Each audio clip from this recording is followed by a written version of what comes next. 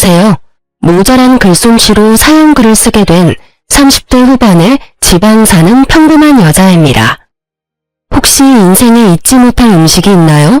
맛있다거나 좋아서가 아니라 이 음식을 먹을 때마다 운수가 좋지 않았다던가 나쁜 일이 있었던 일 같은 거요. 저에게는 그런 음식이 딱 하나 있어요. 많은 사람이 평생에 한 번은, 아니 매년 먹고 좋아하는 미역국이에요.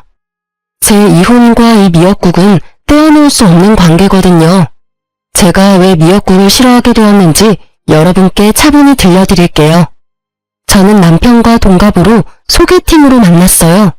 남편도 저도 평범한 회사원에 지방에서 일하고 있었죠. 저는 본래 지방에서 살았었고 남편은 지방까지 일하러 온 경우였어요. 그렇게 저희는 1년 반의 연애를 거쳐 결혼하게 됐어요. 제가 결혼할 당시에만 해도 저의 친정아버지는 건축업으로 리모델링을 하며 돈을 벌고 계셨어요.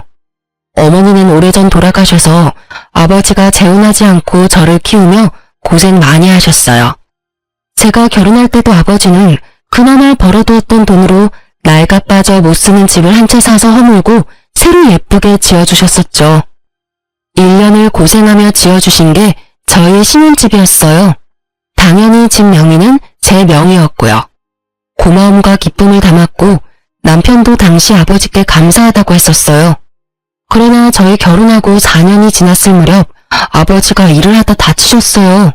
다시 돌아가고 못하고를 결정할 수준이 아니라 병원에 입원하고 안 하고를 결정할 수준이었기 때문에 저는 그때부터 아버지의 병고 안에 매달려 있었어요. 아침 일찍 일어나 집안일을 끝내고 출근해서 일하고 저녁에는 아버지 병수발을 들고 이게 저의 생활이었죠. 당시 저희는 임신이 잘 되지 않은 상황이어서 애를 가지려고 노력하던 차였는데 아버지의 병 때문에 시기가 계속 늦춰지고 말았어요. 그래도 남편의 일에 지장이 없도록 냉장고에는 반찬을 가득 만들어두고 주말에는 일찍 돌아와 남편과 함께 했죠. 그러나 아버지의 입원이 길어지자 남편은 물론 시댁과의 트러블이 계속 생기더군요. 어쩔 수 없다고 생각했어요. 2마리의 토끼를 잡는 건 무척 어려운 일이잖아요. 게다가 시댁은 악착같이 돈을 모아서 알부자가 된 사람들이라 시간을 금으로 아는 사람들이었거든요. 그 사람들에게 저의 병수발은 그야말로 시간을 허공에 뿌리는 것과 같다고 했어요. 시댁은 결혼할 때도 모은 돈을 아껴 썼어요. 그래서 원하던 결혼식도 하지 못했죠. 그때마다 돌아온 말은 엄마도 안 계시니 뭘 모른다는 말이었어요.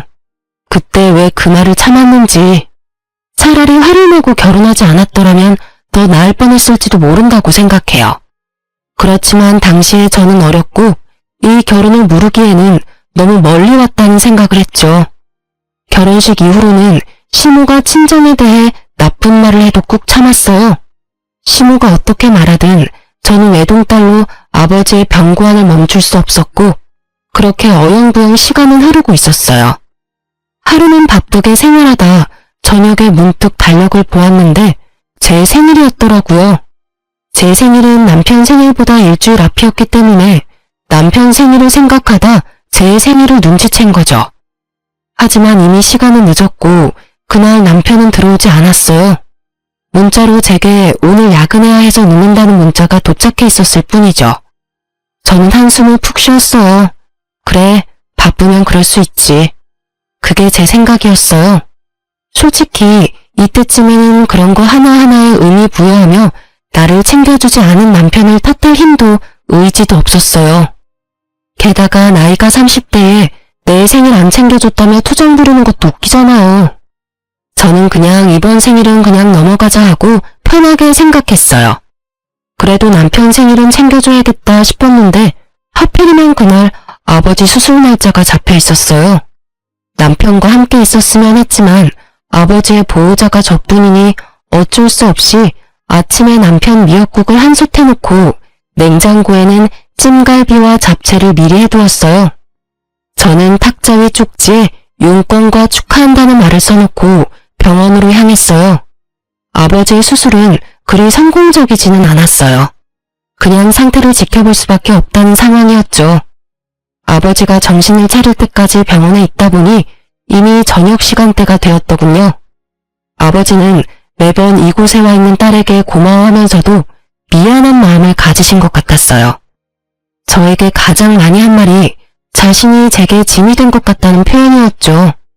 저는 그런 말 하지 말라고 웃으며 아버지를 달랬어요. 남편이 잘해준다. 걱정할 거 없다. 그 사람이 나 대신 집안일도 잘해준다. 이렇게 거짓말을 늘어놓으면서요. 아버지가 걱정할 만한 일을 전하고 싶지는 않았어요. 제가 한 말이 거짓말이라 하더라도 아버지에게 마음의 위안이 될 수 있었다면 다른 거짓말도 많이 했을 거예요. 그렇게 저녁 9시쯤 저는 집에 도착했어요. 지친 몸을 이끌고 집 안에 들어서는데 현관에 신발이 가득하더군요. 평소보다 많은 신발에 이 늦은 시간에 누가 왔나 싶어서 안으로 들어갔더니 시모, 시부, 남편까지 거실에서 TV를 보며 저를 기다리고 있었더군요. 어머님, 아버님, 당신까지 오늘 무슨 일 있었어요? 왜 저희 집 거실에서... 너 여태껏 어디서 놀다 왔어? 놀다 오다뇨. 오늘 아버지 수술 날짜 잡혀서 아버지 수술하는 거 기다리고 깨시는 것까지 보고 왔어요. 허구한 날 그놈의 아버지. 예, 너는 아직까지 결혼한 게 실감이 안 나니? 출가 외인이라는 말이 왜 생겼는지 몰라? 너 시집 오면 우리 집에 충성해야 하는 거야, 충성. 제가 충성을 안 하는 게 있었나요? 시댁 어르신들 생신 때든 어버이날이든 추석 명절에도 꼬박꼬박 가고 김장도 빠진 적 없고요. 일주일에 한 번씩 꼬박꼬박 전화도 드리는데 제가 뭔가 모자란 게 있었나요? 너희 아버지한테 너무 목매는 거. 아무리 사돈어른이 혼자서 힘들게 사신다고 해도 너는 우리 집에 더 노력을 해야 하잖아. 너 오늘 네 남편 생일인데도 다 잊어버렸더라. 내가 그 이야기를 듣는데 어찌나 마음이 아팠는지 모르지? 내가 얘를 어떻게 키웠는데, 그렇게 정성을 다해서 키웠는데 네가 어떻게 애 생일날 미역국 하나 안 끓여줄 수가 있어? 너희 아버지가 그렇게 대단하니? 그렇다고 내 아들 핍박할 이유는 없잖아. 이럴 거면 결혼을 왜 했니? 혼자서 홀아버지 모시고 쭉 살면 됐지. 어머님, 제가 왜 남편을 핍박해요? 당신 설마 지금 내가 생일상 안 차려줬다고 부모님 모셔온 거야? 나이가 35인데 나한테 이야기하면 될 걸 굳이 부모님까지 모셔와서? 저는 웃음밖에 안 나왔어요. 이 상황이 진짜 웃겼거든요. 나이 35에 마누라가 미역국 안 차려줘서 시모에게 일러바친 남편. 이게 무슨 꽁트인가 싶은 정도였죠. 실수가 실실 나오려는 걸 참으면서 남편에게 말했죠. 당신 혹시 밥 차려 먹으려고 생각은 했어? 내가 탁자에 쪽지 남겨놨는데 못 봤나 봐? 그제야 남편이 흠칫하더군요. 나도 밥 차려 먹으려고 했지. 그리고 쪽지? 난 못 봤는데. 이상하네. 밥 먹으려면 테이블을 봐야 하잖아. 그래서 일부러 수저통에 넣어뒀는데 아예 밥을 안 차려 먹었어? 그리고 미역국도 한솥 끓여놨는데 못 봤어? 지금도 그 자리 그대로 있는데? 저는 남편에게 미역국 솥을 가리켰어요. 남편이 말을 못하더라고요. 당신 생일에 아버지 수술이라 미안한 마음에 미역국이라도 끓여놓고 갔는데 아예 밥 먹을 생각 안 하고 밖에서 먹었나 보네? 그러면 냉장고에 있는 찜갈비랑 잡채도 못 봤겠네? 남편이 그 이야기에 우물쭈물하자 시모가 남편을 거들고 나섰어요. 아니, 만들어 놓기만 하면 뭐해? 같이 축하를 해줘야지. 생일을 챙긴다는 건 상대방을 존중해준다는 말이야. 넌 어떻게 된 애가 그런 기본적인 것도 몰라? 이렇게 미역국만 차리고 간다고 네 할도리 다 했다고 생각하나 본데 절대 그런 거 아니거든. 이 상황은 며느리 네가 잘못한 거야. 가족을 사랑한다는 마음이 없는 거지. 그 말에 툭 하고 제 이성이 끊겼어요. 참자 싶었거든요. 솔직한 말로 아버지 병원 왔다 갔다 하는 것만으로도 모든 체력을 다 써서 굳이 말다툼도 하고 싶지 않았어요. 그런데 갑자기 존중 어쩌고 하니까 더 열받은 거죠. 제 자식은 나한테 생일은커녕 새까맣게 잊고 있더니 감히 저한테 존중 따위를 노네요? 저도 열받아서 한마디 했어요. 존중요? 어머님은 제 생일 언젠지 아세요? 시모가 입을 꾹 다물더군요. 아버님도 모르시죠? 여태껏 한 번도 저를 축하해 주신 적이 없으니까요. 그리고 당신 당신은 내 생일 기억이나 해? 남편이 쭈뼛거리더니 그제야 아차 싶은 표정으로 말하더군요. 내 생일 일주일 전이잖아. 맞아. 그때 당신이 내 생일에 축하한다는 이야기 해줬어? 아니면 밥이라도 한 끼 사줬니? 아니면 선물이라도 줬어? 남편은 아무 말도 못했고 시모와 시부도 아차 싶은 표정이었어요. 당신이 내 생일을 잊었다는 거 나 아무 말 안 하고 넘어갔어. 나도 당신도 바빴던 데다가 그런 거 따질 나이도 지났으니까. 근데 어머니 말씀 들으니까 화가 나네? 당신은 어떻게 나를 그렇게 존중할 생각이 없어? 아니면 나를 가족으로 생각을 안 한 거야? 아니면 아예 관심이 없었니? 제가 쏘아붙이는 말에 남편도 시모도 절절 매더군요. 시모는 본인이 한 이야기가 있으니 뭐라 하지도 못하고 남편은 잊어버린 게 본인이 맞으니 아무 말 못하고. 그런 건 아닌데 아이씨 엄마는 왜 별것도 아닌 거로 이렇게 집에 와서 난리를 쳐대. 그냥 조용히 넘어가도 됐잖아. 뭐? 네가 나한테 와서 며느리가 너한테 신경 안 써준다고 한마디 해달라고 그랬잖아. 뭐 결국은 그런 거죠. 남편이 또 나이값 못하고 시모에게 떼쓰더라고요. 일러 바친 남편이나 그 말 듣고 아들 집에 와서 며느리 잡는 시모나 50부 100부 똑같은 사람들이죠. 저는 그런 남편에게 말했어요. 하긴 아픈 장인 병원에 한 번을 안아보는 당신이 나를 가족으로 생각했을 리가 없지. 안 그래? 매번 내가 아버지 병원에 가는 거 싫어했잖아. 그래서 매번 그걸로 싸우고. 솔직하게 말할게. 장인어른 아프다는 소리 해도 병원 한 번 안 오는 너한테는 미역국 하나 끓여주는 것도 다행으로 생각해. 시어른과 남편은 제게 아무 말도 못했어요. 자기들이 하는 말을 그대로 돌려줬잖아요. 존중? 가족 사랑? 그게 없는 사람이 누군데요? 열받은 저는 멀뚱멀뚱한 세 사람을 두고 부엌에 가서는 아침에 만들어 놓은 미역국을 모두 싱크대 배수구 거름망에 촥 부어버렸어요. 그리고 다른 반찬들도 싹 다 꺼내서 음식물 쓰레기통에 확 부어버렸어요. 아깝다는 생각은 전혀 들지도 않고 그냥 그 순간은 속이 시원했어요. 내가 저런 남자한테 먹이려고 미역국을 만든 게 정신 나간 짓이지. 두 번 다시 내가 미역국을 만드나 봐라. 다 들으라는 식으로 크게 혼잣말하고 시원하게 쏟아붓는 미역국을 보니 그나마 막힌 속이 조금은 뚫리는 기분이었죠. 시모도 시부도 남편도 그런 저를 말리지 못하더군요. 결국 남편은 쭈구리가 돼서 방에 틀어박혔고 시부모는 부랴부랴 저희 집을 떠났죠. 저는 이때부터 남편에게 화가 나기 시작했던 것 같아요. 우리끼리 조용히 해결해도 될 일에 시부모를 끌어들이는 생각 없는 사람이 내 남편이라는 것도 너무 짜증났고요. 이렇게라도 정리가 돼서 다행이라고 생각하고 있었죠. 저는 이때 이 사람들이 제게 더 반박하지 않은 게 다 본인들이 잘못했다는 걸 깨달아서 그런 거라고 생각했는데 그게 아니라 다른 음흉한 생각이 있었던 거예요. 제가 그걸 알게 된 건 아버지의 3일장 마지막 날이었어요. 미역국 사건이 있고 몇 달 안 돼서 아버지는 결국 돌아가시고 말았어요. 너무 죄송한 마음이 많이 들었어요.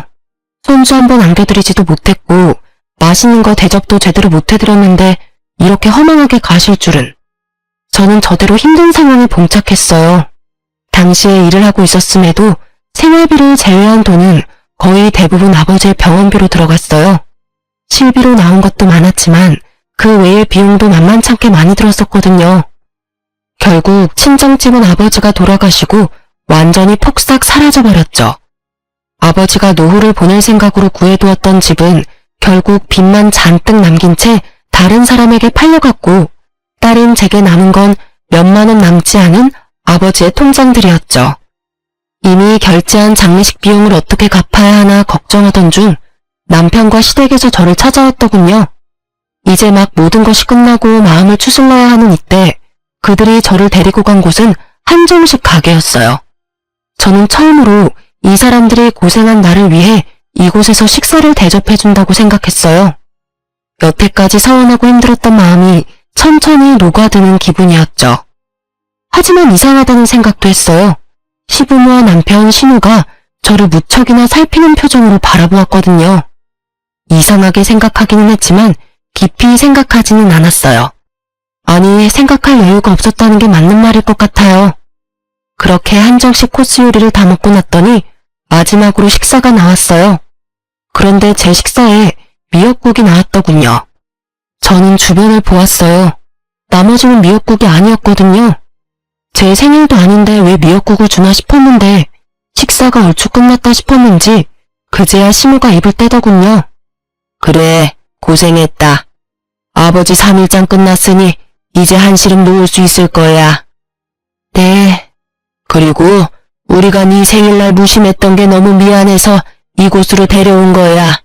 그러니 그 일은 잊고 새로 좋은 가족이 되어보자는 의미로 받아들이면 된다.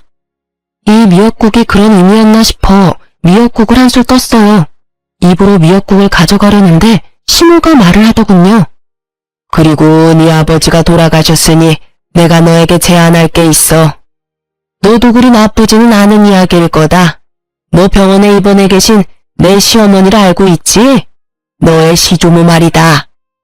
네, 여러 가지 질병으로 요양병원에 입원해 계신 건 알고 있어요. 너희 아버지 간병하면서 이래저래 병간호 일도 몸에 붙었을 테니 이번에는 네가 너희 시조모 수발을 좀 들어줘야겠다. 저는 순간 당황해서 미역국을 먹지도 못하고 고개를 들어 시무 얼굴을 쳐다봤어요. 제가요? 그럼 너 말고 누가 있겠니? 다 늙어서 힘도 없는 이 시어머니가 하랴? 너 여태까지 네 아버지 수발 잘 들었잖니? 설마 지댁에서 시키는 거라서 하기 싫다는 건 아니지? 공짜로 하라는 건 아니다. 네 시종모 앞으로 보험금이 좀 있어. 그분이 자기 수발 드는 자식에게 그 보험금 전액을 수령인으로 해주겠다 하지 않니? 어차피 오늘 내일 하는 늙은이고 네가 일만 잘해주면 손쉽게 상속받을 수 있는 일이야. 당시 시조모는 간병사가 모시고 있었는데 시조모는 가족들이 자기를 버렸다고 생각한 것 같았어요. 그러면서 수발 들어주는 사람에게 남은 재산인 보험금을 주겠다고 했던 거예요. 시부의 형제자매가 이남 일녀였는데 하겠다고 나선 사람이 선뜻 없던 모양이에요. 그리고 아무 지식도 없는 큰아버지의 손주가 간병하러 갔다가 시조모에게 욕만 얻어먹고 쫓겨난 모양이라 이 사람들은 제가 그 역할에 딱 안성맞춤이라 생각한 모양이더군요. 눈앞에 미역국이 갑자기 꼴도 보기 싫어지면서 제가 여태 이 방에서 먹은 것들이 역겹게 느껴졌어요. 이 사람들이 내게 마음을 써줄 리가 없다는 게 너무나 확 다가왔거든요. 그럼 제가 시조모님을 모시면 그 수령이는 제 이름이 되는 건가요? 그건 아니지. 당연히 아들 이름으로 들어가게 되는 거지. 그럼 안 할래요. 할 필요가 없잖아요. 어차피 남편 이름으로 들어가면 저한테 한 푼도 안 떨어질 테니까. 여보, 무슨 소리야. 내가 당신 섭섭지 않게 잘 챙겨줄게. 부모님 나 당신 3등분하면 딱 되지 않을까? 무슨 소리야. 왜 이야기가 그렇게 돼? 고생은 내가 다 하는데 당신이랑 시부모님은 왜 돈을 그만큼 가져가? 아, 지금 남의 돈 욕심내는 거야? 솔직히 그 보험금이 당신 돈은 아니잖아. 우리 할머니 할아버지가 모은 돈을 왜 네가 다 가져가려고 하는데? 그럼 나한테 시키지를 말아야지. 솔직히 나도 하고 싶은 마음도 없고 돈도 얼마 안 되는 것 같고. 안 그래?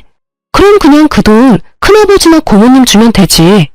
내가 안 하면 그 돈 구경도 못하는 건 그쪽이잖아. 당신도 말하는 거 웃기네. 내가 돈 욕심을 내? 욕심내는 게 누군데? 나야 일하고 정당하게 받는 거라고 치지만 당신이랑 어머님은 아무것도 안 하고 내가 고생한 거 홀라당 하겠다는 거랑 뭐가 달라?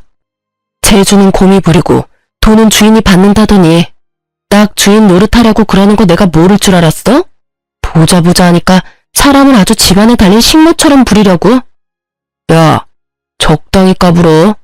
누가 언제 너 식모처럼 부린대? 말 똑바로 해라. 돈 준다잖아.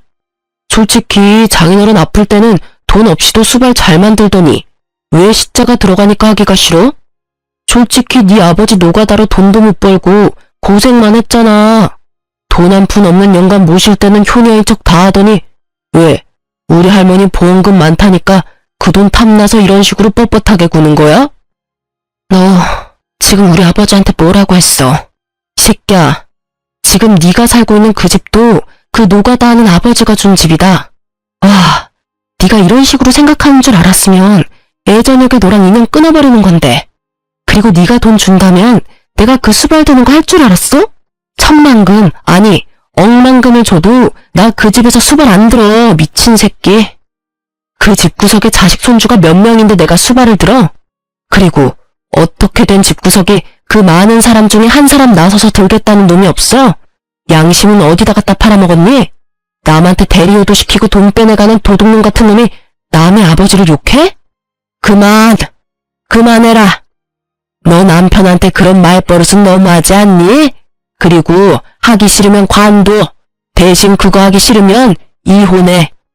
어차피 우리도 너한테 정 같은 거 없어. 가족이 서류로 연결만 된다고 가족이니? 끈끈한 피가 없이는 가족이 못 되는 거야.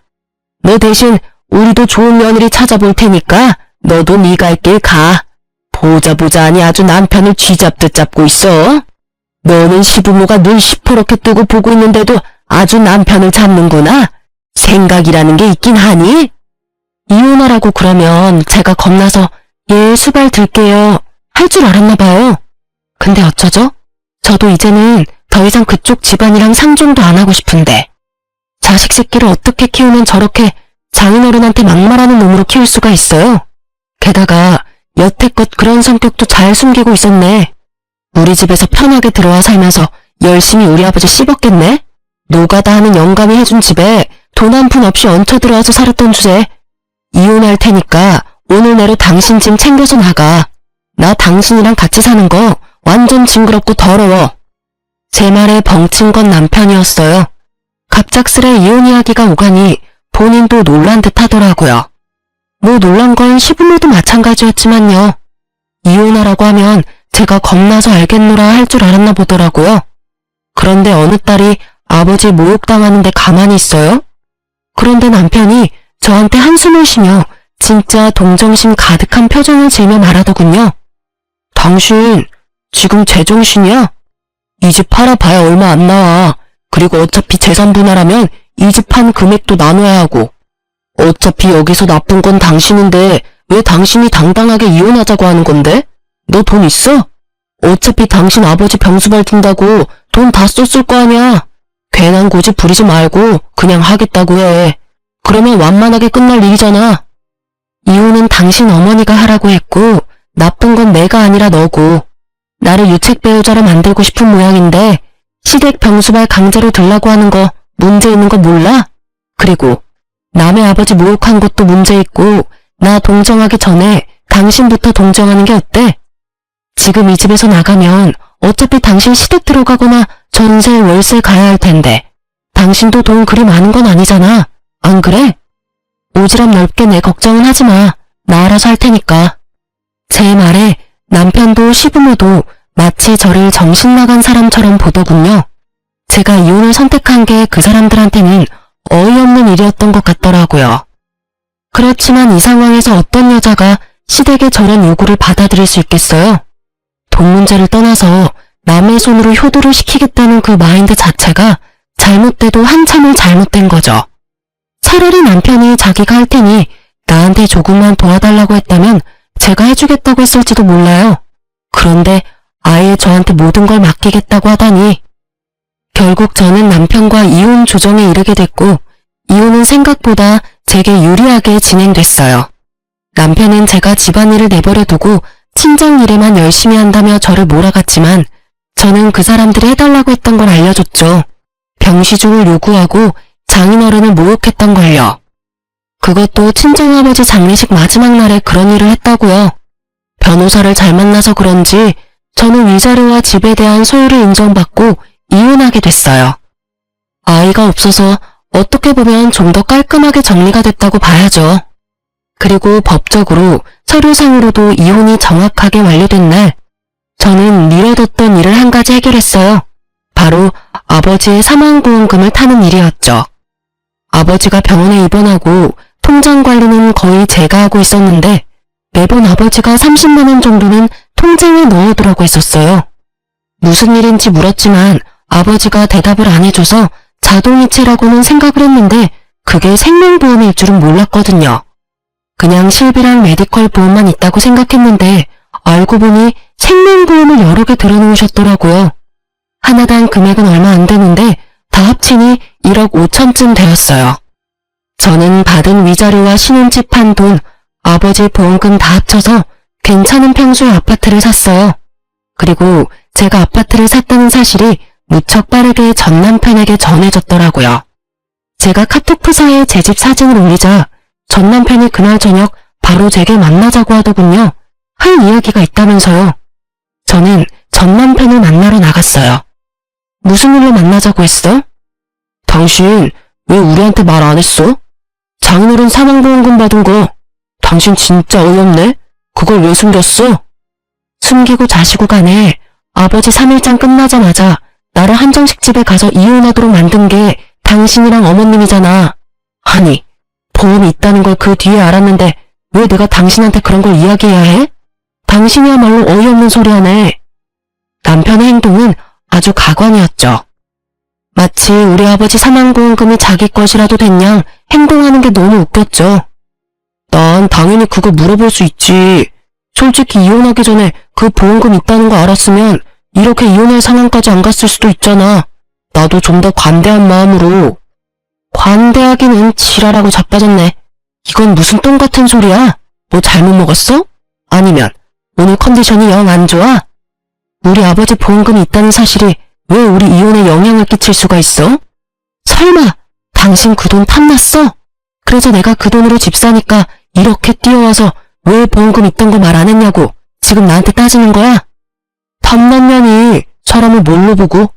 탐이 난 게 아니라 당신이 그런 사실을 숨겼다는 사실에 화가 난 거야. 그 돈이 있었다면 당신이 장인어른 수발 들어갈 때 우리 엄마가 아무 말도 안 했겠지.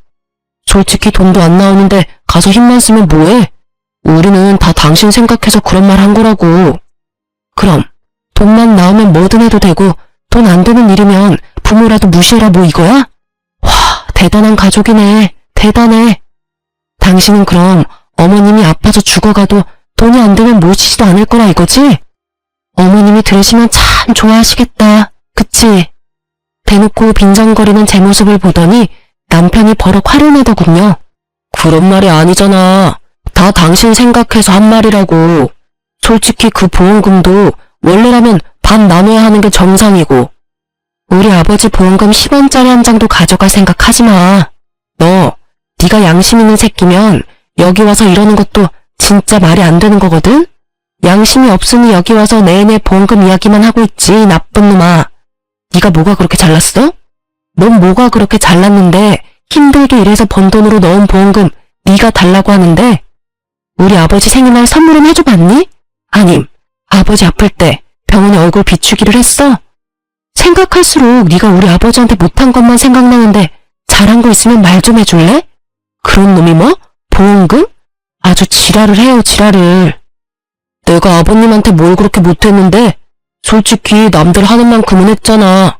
네가 무슨 말을 해도 나는 네가 그 돈 혼자 다 먹으려고 그러는 것으로밖에 안 보여. 결과가 그렇잖아. 장인어른도 나한테는 아버님인데 왜 네가 그걸 다 가져가냐는 거지. 아, 말도 안 통하는 새끼.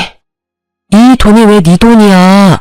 내가 혼자 다 먹든 다 날리든 그건 다 내 거야. 아버지가 내 명의로 넣어뒀다고. 아버지 목숨값을 왜 너한테 줘? 너 내가 우리 아버지 병수발할 때 매번 띠 꺼물고 내가 병원 가는 거 싫어했지? 너뿐만이 아니야. 너희 집 가족들 다 똑같이 나한테 그런 표정이었지. 쓸데없는 짓 한다고, 돈 안 되는 짓 한다고, 시댁보다 친정 우선시한다고. 근데 그렇게 말하고 그렇게 행동한 주제에 이제 와서 우리 아버지 보험금 달라는 건 너무 뻔뻔한 거 아니야? 아니지. 뻔뻔한 걸 넘어서서 완전 강도 새끼 아니냐고. 뭐? 강도? 너 지금 말 다 했어?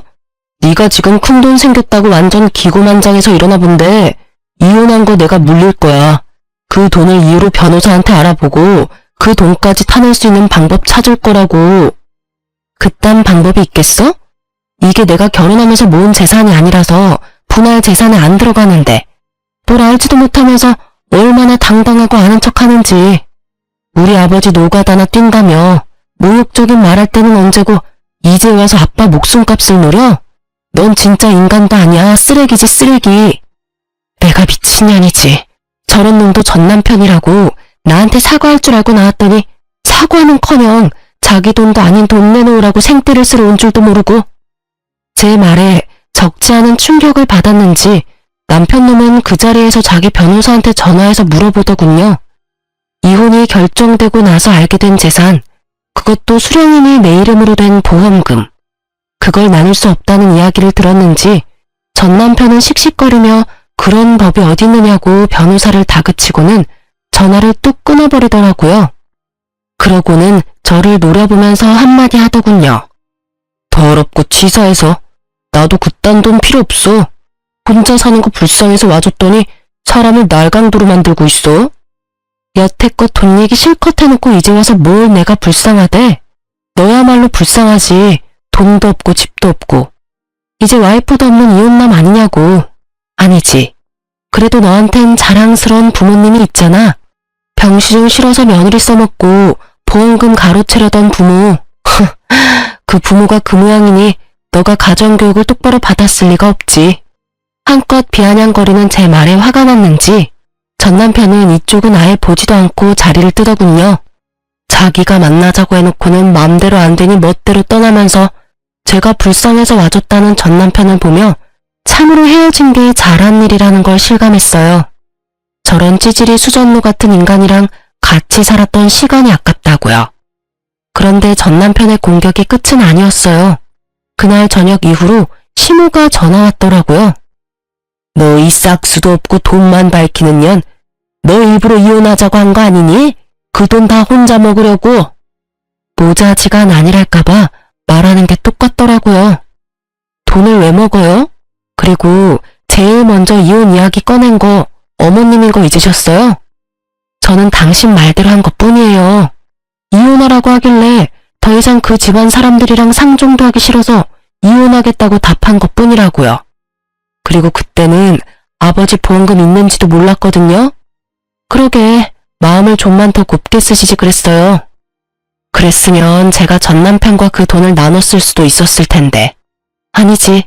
조금만 더 늦게 저한테 그런 요구를 했으면 그 돈의 행방이 좀 달랐을지도 모르죠. 어느 쪽이든 어머님과 전 남편이 잘못했다는 건 누가 봐도 확실한 일이잖아요?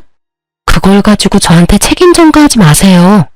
말이라도 못하면 밉지나 않지. 꼬박꼬박 말대꾸해.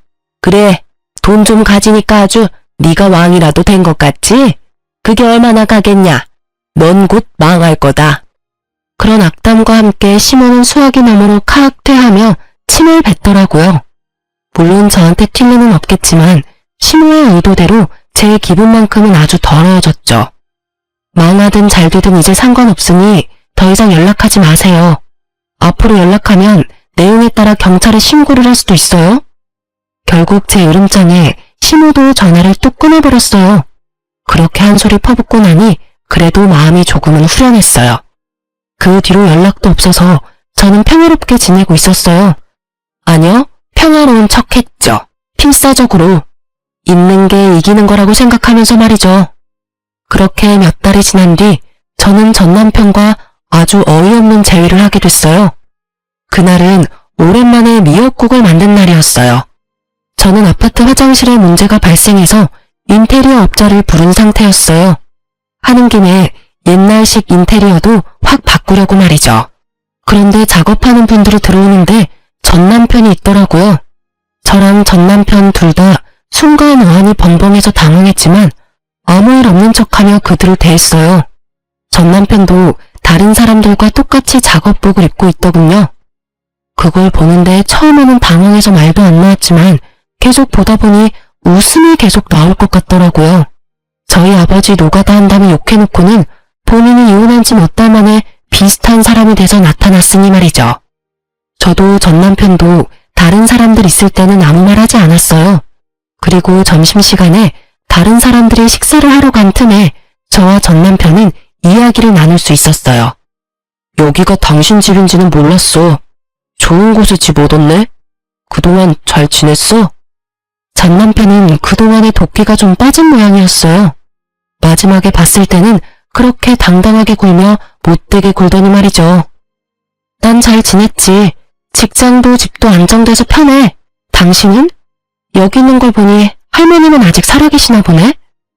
할머니 돌아가셨어. 그 말에 살짝 저도 놀랐어요. 돌아가셨다니 안 된 일이지만 보험금 받아놓고 전 남편이 이리 사는 게 이상해서 물었죠. 당신 그때 할머니 모시러 간다고 하지 않았었나? 당신 어머님이 나한테 시주머니 모시라고 할 때 그때 이야기해줬었잖아. 그분 모시면 돈 나온다고.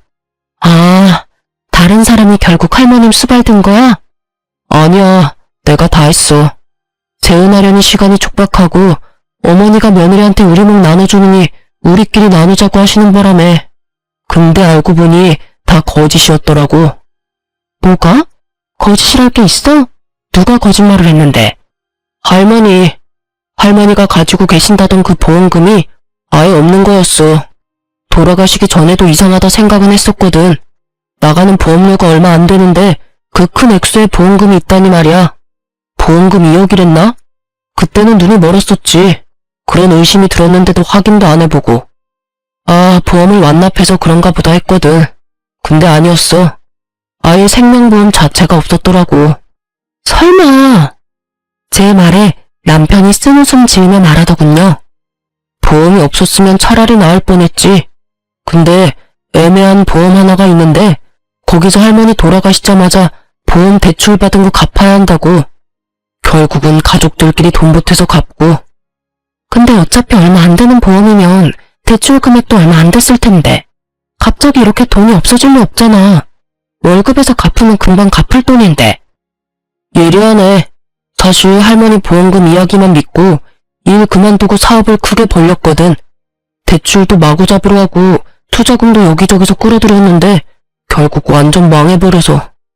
나 혼자 대출하고 투자금 받고 했으면 그나마 나았을 텐데 부모님 그 보험금 믿고 내 사업에 뛰어드시는 바람에 다 같이 망해버렸지. 부모님이 악착같이 모아놓은 돈 다 털어서 빚 갚고 나니까 남는 게 없더라. 집 하나 있던 것마저 넘어가 버린 데다가 할 수 있는 일이 없어서 배달일 했는데 여기저기 바쁘게 뛰어다니는 건 체력 때문에 힘들고 돈도 많이 안 돼서 결국은 노가다 하는 거지. 이야기를 듣고 있으니 아주 한숨이 푹 나오더군요. 이렇게 될 줄 알았다고 하면 참으로 나쁜 말일까요? 그래, 일은 몸에 맞아?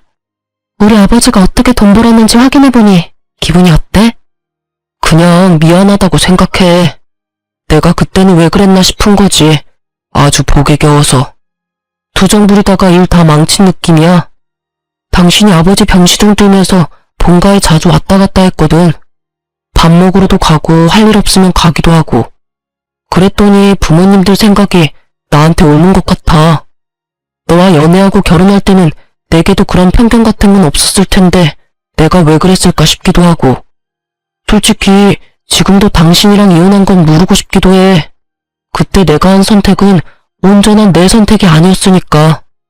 그래서 말인데 당신도 여전히 혼자인 것 같고 나도 다른 여자는 없어. 이번에야말로 애 낳고 잘 살아보지 않을래? 결국 마지막에는 전 남편이 재결합 이야기를 꺼내더군요. 애가 없다는 게 이토록 다행이라고 생각할 줄이야. 아마 애가 있었다면 남편은 더욱 집요하게 저를 설득하려 했을지도 몰라요. 아니? 나는 당신이랑 다시 살 생각이 전혀 없어. 당신이랑 같이 살며 내 아버지한테 미안한 기분만 들거든. 그리고 당신이 아무리 바뀌어도 바뀌지 않는 게 있어. 이미 상처 입은 내 마음 말이야. 그건 어떤 걸로도 치유되지 못하고 어떤 식으로든 해결하지 못해. 재결합을 하면 더 단단하게 굳어질 거라고 생각해? 아니, 틀렸어. 재결합을 하면 아슬아슬하게 이어붙인 조각들이 언젠가는 예전보다 더 잘게 조각나고 말 테니까. 이쯤에서 그런 생각은 접어. 나는 당신이 사과했으면 됐어. 더는 관여하고 싶지 않을 뿐이야. 제 말에 전 남편이 고개를 떨구더군요. 자신의 제안을 거절해서 풀이 죽은 건지 화가 나는 건지 모르겠지만요. 이야기는 그 정도쯤에서 마무리가 되고 말았어요. 저는 전 남편이 떠나고 나서는 미역국을 모조리 싱크대 거름망에 다 부어버렸어요. 미역국이 마치 저에게 안 좋은 일만 가져다 주는 것 같아서요. 왜 꼭 그날이었을까 싶어요. 물론 우연이었겠지만. 그날 이후로 저는 미역국을 아주 극도로 거부하게 됐어요. 그리고 그 이후로 저는 연애를 하는 중이에요. 사람으로 받은 상처는 사람으로 덮으라는 친구의 말을 듣기로 했거든요. 솔직히 한번 이혼한 여자를 받아주려는 사람이 있기는 할까 싶었는데 세상에는 저보다 더 어이없는 일로 이혼당한 남자도 많더라고요. 그런 남자 하나 만나서 지금은 연애도 일도 하며 즐겁게 지내고 있어요. 지금 만나는 남자도 이혼남인데 상대방은 애가 있다는 점에서 저도 망설이고 있기는 해요. 다정하고 친절하고 가족들도 모두 친절하고 상냥한 사람이라 제가 미역국을 엄청나게 싫어하는 걸 알고는 매년 생일에는 미역국 대신 케이크로 생일을 축하하자고 해주는 사람이죠. 그래서 웬만하면 놓치고 싶지 않아요. 그렇지만 한편으로는 이런 생각도 해요. 제 전남편도 처음부터 그렇게 나쁜 사람은 아니었다는 걸요.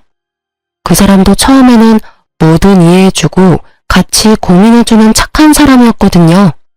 시간이 흐르면서 변하는 사랑만큼 추한 건 없는 것 같아요. 사랑이 우정이나 정이 된다면 모를까. 저처럼 사랑이 원수가 되면 끝맛이 참 씁쓸하거든요. 그 사람과의 좋은 추억은 여전히 가슴에 있지만 그런 가슴에 못을 박아버린 것도 그 사람이니까요. 그 뒤죽박죽인 상황을 해결도 못하고 끙끙거리면 결국은 손해는 본인만 받잖아요. 그러니 여러분 속으로 앓고 계시지 마세요. 속병 생겨요. 저는 다 털어내고 마음만은 편하게 살고 있어요. 여러분들도 편안한 하루하루를 보내셨으면 좋겠어요. 글 읽어주셔서 감사합니다.